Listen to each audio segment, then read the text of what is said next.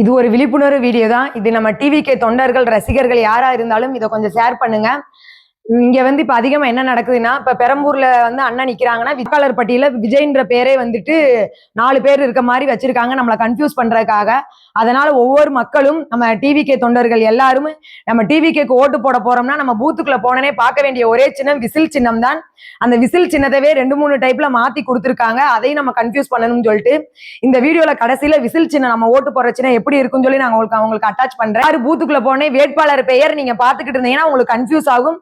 தயவுசெய்து விசில் சின்னத்தை மட்டும் பார்த்து ஓட்டு போடுங்க. உங்களோட வேட்பாளர் யாருன்னு சொல்லி நீங்க அந்தந்த தொகுதியில கேட்டு தெரிஞ்சு வச்சுக்கோங்க. ஆனா நீங்க பூத்துக்குள்ள போனேன்னு நீங்க உண்மையிலே விசில் சின்னத்துக்கு ஓட்டு போட போறீங்க அப்படின்னா அங்க பேரை பார்க்காம விசிலுக்கு மட்டும் பார்த்து ஓட்டு போடுங்க. இது சின்ன ஒரு விழிப்புணர்வு வீடியோ தான். ஏன்னா பேரை வச்சு நிறைய நம்மளை கன்ஃபியூஸ் பண்றாங்க. அதுல இருந்து நம்ம தெளிவா இருக்கணும், நம்ம ஓட்டு கரெக்டான ஆளுக்கு போய் சேரணும் அப்படின்னு நீங்க நினைச்சீங்கன்னா நீங்க பூத்துக்குள்ள போனேன்னே பார்க்க வேண்டிய சின்னம் விசில் சின்னம்.